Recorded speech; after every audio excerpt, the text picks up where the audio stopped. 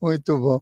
Bom, para ser pleno, né, para ser natural ou maluco beleza nesse mundo, é preciso ter uma certa presença, né, e também uma autodisciplina e consciência. Mas a minha pergunta é relacionada mais ao que é mais comum, né, como é que pode lidar com o medo? O medo do ser diferente, o medo de não ser aceito, o medo de fazer lá o grupo de estudos de clarividência com o Saulo Caldeirão, não conseguir despertar clarividência, ou estudar ou ver o FAQ todo dia e não ter experiência fora do corpo, ou o medo de não ter um relacionamento saudável. O que você pode falar sobre como lidar com A isso? gente a vida é uma aventura, né. É difícil quando você tenta uma coisa e não tem retorno logo dela, né. Como por exemplo, nós estamos desenvolvendo a clarividência, por exemplo, a clarividência eu considero um passo acima da projeção. A projeção, ela é mais todo mundo faz clarividência, tem clarividência e projeção. É um passo mais acima, você precisa de um pouquinho mais de treino, de dedicação, até porque você vai abrir daqui a pouco você vai estar num lugar que você vai estar vendo as coisas das pessoas, já tem que ter senso ético muito alto, já desenvolvido. Para sair do corpo você não precisa de ética. Aliás, para ter clarividência também não. Mas o ato de você começar a ver as coisas claramente, você precisa de um nível e às vezes você não vai conseguir rápido. E é para isso é que vem a dedicação diária, o contato com a gente. Tem muita gente que se frustra, e tem medo de várias coisas, medo de tentar, por exemplo, eu tive que ter bastante coragem para sair de Recife também, para sair do trabalho, e são medos, aí eu tenho uma coisa que eu falo comigo o tempo inteiro, quando eu tô com medo, eu falo: "Você não é daqui, isso aqui é só uma passagem, daqui a pouco você vai desencarnar como todo mundo desencarnou". Você vai ficar numa zona de conforto, fazendo o que todo mundo faz, ou você vai fazer as coisas que estão contidas, que é aquilo que você precisava fazer? Aí eu o tempo inteiro falo isso pra mim. Aí eu falo: "Não, vamos fazer o que tem que ser feito". Eu vou pra aí pego aquele é como se você aumentasse o nível de visão e saísse de uma a frequência do medo parece que ela fica um pouco mais instintiva, ela vai pra perto do umbigo. Quando você leva para aqui para cima, parece que você alcança a dimensão dos caras mais libertos, os caras aventureiros, que são aventura positiva, né, a encarnação é uma passagem, uma aventura. Então eu diria às pessoas que estão estudando e com receio de não conseguir, você nunca vai saber se você não tentar, e é melhor fazer do que ficar naquele mundo fechado com isso. Eu prefiro ser essa metamorfose ambulante do que ter né, aquela velha opinião formada sobre tudo de Raul. Eu acho que tá aí. Tem que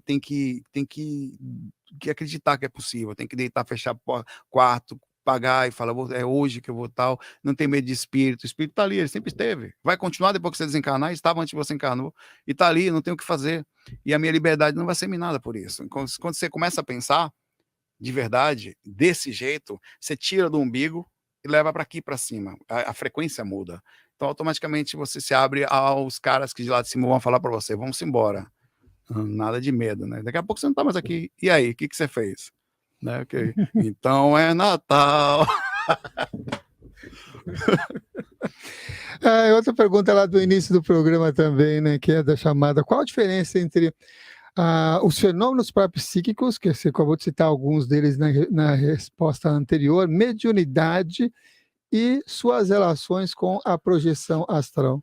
É De certa forma, o processo parapsíquico está todo conectado ao sistema energético, né.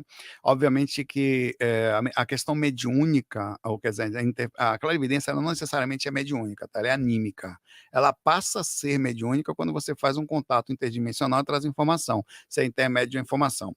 Mas tem situações que são extremamente, especificamente mediúnica, como a psicofonia. O ato de por exemplo, um espírito controlar temporariamente um braço ou a fala, né, isso depende de um pouquinho mais de densificação magnética. Nós pegamos muitas pessoas que estão começando a estudar projeção astral e que elas têm mediunidade, quer dizer, antes de qualquer coisa a gente sempre fala: "Ó, tá trabalhando sua mediunidade?". A minha mediunidade, como você sabe, tem pessoas que vêm com o seu sistema energético drenando e vibrando muito mais energia nesse sistema plástico que nós temos ao redor da gente, que elas ficam mais palpáveis. Mas o espírito chegar aqui em mim agora, ele encosta em minha aura, ele dificilmente me balança. O médium, ele densifica tão densa essa parte gelatinosa, que o espírito encosta aqui, o acesso emocional e físico é muito mais intenso. E com isso ele não consegue fazer as mesmas práticas com as mesmas calmas se ele antes não assume a responsabilidade sobre aquilo que ele veio já antes do processo de nascimento. Os centros de força dele, quer dizer, os órgãos do sistema energético foram criados para que ele drenasse mais energia. Então, se ele, por exemplo, não tendo responsabilidade com a sua mediunidade antes do processo total, que muitas vezes é um processo kármico. A mediunidade muitas vezes é porque a pessoa não fazia muito em vidas passadas. Ela ficava travada em si mesma, ela vem com a mediunidade para não ter mais como fugir da espiritualidade. Ela vai sentir o mundo espiritual e o tempo todo ficar com a pulga atrás da orelha se existe ou não. Ela não foge mais. Não, ou se foge, não consegue 100%. Então, a primeira coisa que tem que fazer é, se tem mediunidade, vamos fazer uso disso. Aí você equilibra a primeira parte. Quer dizer, ir trabalhar no centro de Umbanda, centro esotérico, centro espírita, você precisa fazer uso dela. No mínimo, doar bastante energia. Fazer um processo de doação incrível. Por exemplo, um tenepsista, como a gente fala aqui, ele não precisa. Ele diariamente, como está dando energia, ele consegue fazer isso em casa, com a devida, obviamente, preparação, junto ao processo, e conseguir sutilizar seu campo energético sem precisar trazer acesso. Mas tem gente que precisa. Tem gente, ele vai num centro, umas 3 comunicações que ele dê ali, de um espírito às vezes mais denso, ele passa uma semana em paz, 10 dias, sem ter nenhuma interferência mais negativa. Então, muita gente, inclusive minha mãe foi assim, está em processo de desarmonia, nem vai conseguir chegar ao processo projetivo com equilíbrio, quer dizer, a projeção vai acontecer, mas ela não está bem fisicamente por causa do sistema energético, tá? Daí vem. O processo parapsíquico de desenvolvimento é quando você começa a movimentar as energias, por isso que eu falo, inclusive, de clarividência, começa a estudar, todo o processo parapsíquico começa a aumentar. Então, às vezes, você chega no... Eu não sentia nada, nada. Eu cheguei eu chegava nos ambientes, hoje eu sinto basicamente todas, eu sei quando tem um espírito no ambiente, Samuel. Eu sei quando o ambiente não tá legal. Quando tem uma coisa estranha, rápido, às vezes mais rápido do que alguns médiuns que têm a energia, por causa dessa alta acessibilidade, cada vez vai aumentando mais isso, por causa do trabalho energético diário. Você vai brincando com o trabalho de energia todo dia para sair do corpo, mas você não está fazendo só isso. Você está aprendendo, ensinando ao cérebro o que está acontecendo no sistema, que é o veículo, né, energético. Então, nós já estudamos clarividência há muito tempo. Agora, quer dizer, uma clarividência mais subjetiva, assim, né? Através da sensibilidade, leitura áurica, leitura de ambiente. Agora que o processo está sendo feito para a gente chegar mais a fundo, quer dizer, identificar lucidamente o que está acontecendo. Uhum. Tem um dos pontos que você tocou que eu acho bastante interessante, que é a questão das emoções, né? De que forma, então, que as emoções elas influenciam nas experiências fora do corpo, e trazer isso com relato é bem interessante, e também nesse desenvolvimento da clarividência, que vai que chega uma pessoa, por exemplo, lá que teve um dia não tão legal e vai fazer o estudo de clarividência, e pode influenciar também nesse desenvolvimento, né? A parte emocional é muito importante, né? Quando a gente tenta encontrar mais ou menos um nível de harmonia, né? A gente sabe que a gente tem altos e baixos o tempo inteiro, mas em algum momento você tem que ter com você uma média, você não pode estar em alteração constante. Eu inclusive falo isso, nós temos ao nosso redor aqui a questão medicina física, que já nos ajuda a não precisar somente ficar buscando tudo na espiritualidade, ou no lado que a gente acha ser espiritual, porque o físico também é. Eu, por exemplo, me passei há 2 anos atrás por uma mudança muito drástica. Eu morava num lugar, tinha um relacionamento diferente e tal, e aquilo foi um impacto tão forte, a mudança, que eu não consegui sozinho passar por aquilo. Eu fui tomar uma medicação mais suave, porque eu percebi que eu estava usando uma força, cara, eu estava usando 150% do que eu podia em mim já, explodindo e mantinha tudo. Mas eu não precisava usar tanta força. Então, assim, eu tinha um certo, eu vou dizer a você, uma arrogância, certo? Em achar que eu podia, porque eu estudei espiritualidade, era uma hora que eu tinha que passar por aquilo e aproveitar a encarnação, curtir aquilo, se é que eu podia chamar de curtir, da forma mais crua e nua possível na pele. E não precisa ser assim.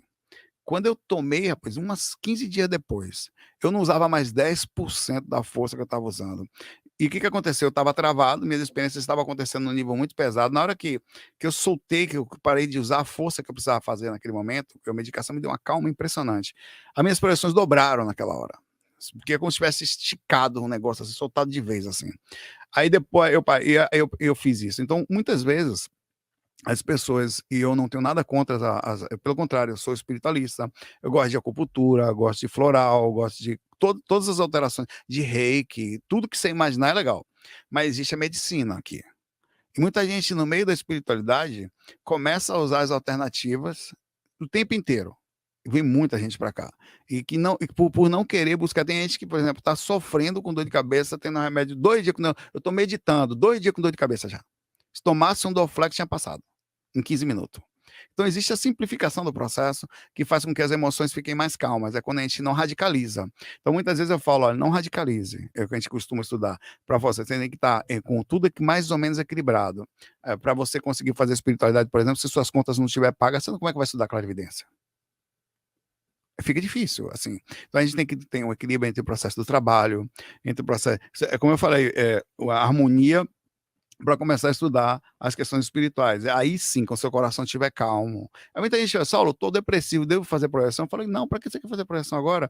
Não que você não vai fazer, deixa ela à vontade. Primeiro, já que você está no corpo, que é conhecido como o Rivotril da alma, ele limita as coisas. Primeiro, cuida do corpo.